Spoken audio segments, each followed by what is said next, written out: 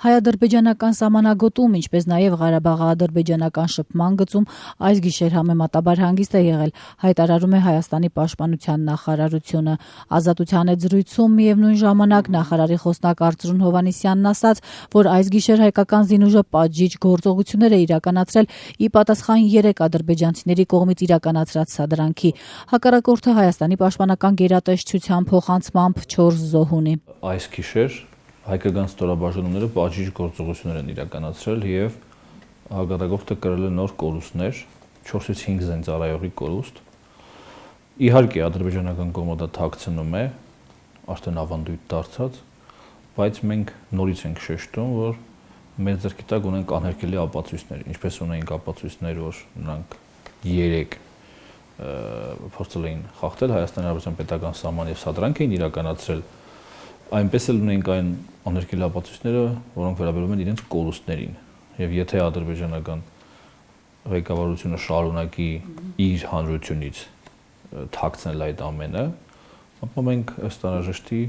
նման փաստեր կարող ենք ներկայացնել։ Երեկ հաղորդվեց, որ վաղ առավոտյան Տավուշի մարզի Չինարի գյուղից դեպի հարավ-արևելք ընկած պետական սահմանի հատվածում ադրբեջանական զորքերը վերջին 1 տարվա ընթացքում առաջին անգամ ձեռնարկել էին դիվերսիոն ներթափանցման փորձ։ Հայկական կողմից 3 զինծառայող էր զոհվել։ Ըստ Հայաստանի պաշտպանության նախարարության անցած 2 օրերի ընթացքում ադրբեջանական կողմը առնվազն 10 զոհ է ունեցել։ Ադրբեջանը սակայն դեռևս խոսում է 1 զոհի մասին։ Գիշերը հետևելով ադրբեջանական մամուլին, ներքին ուրեմն քննարկումներին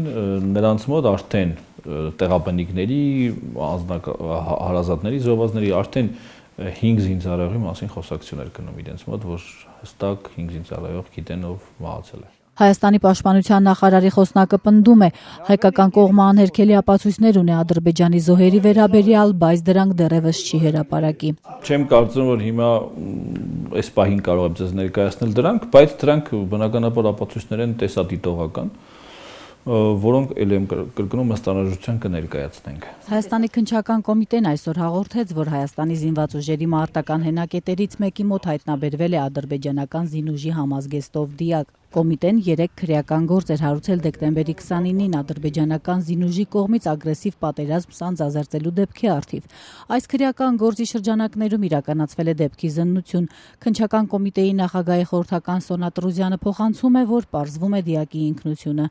Ադրբեջանի իշխանություններն արդեն դիմել են Կարմիր խաչի միջազգային կոմիտեին, խնդրելով աջակցել ադրբեջանցի զինծառայող Չինգիզ Սալմանօղլու Ղուրբանովի դին վերադարձնելու հարցում։ Կարմիր խաչի միջազգային կոմիտեի Երևանյան գրասենյակի մամուլի պատասխանատու Զարա Ամատունին Ազատությանը փոխանցեց, որ այժմ բանակցում են կողմերի հետ։ Կարմիր խաչի միջազգային կոմիտեն գտնվում է երկխոսության մեջ հակամարտության կողմերի հետ եւ պատրաստ է պայմանավորվածությունների դեպքում գործել որպես անկախ անկողմնական միջնորդ եւ կատարել իր աշխատանքը կապված այս հարցի հետ։ Պաշտպանության նախարարի խոսնակ Հովհաննիսյանն ասում է, Ադրբեջանը միշտ էլ նման վարքագիծ է դրսևորել եւ անցած 5 տարիների ընթացքում մի քանի անգամ նաեւ հարձակում է գործել Հայաստանի սահմանի վրա։ Իհարկե, 14-15 թվականների ընթացքում ըստ էության Տավուշի հատվածի լարվածությունը գրեթե ոչինչով չէր տարբերվում պաշտպանության բանակի հատվածի լարվածությունից։ Ոչինչով։ Ապրիլյան պատերազմին այո, Տավուշում,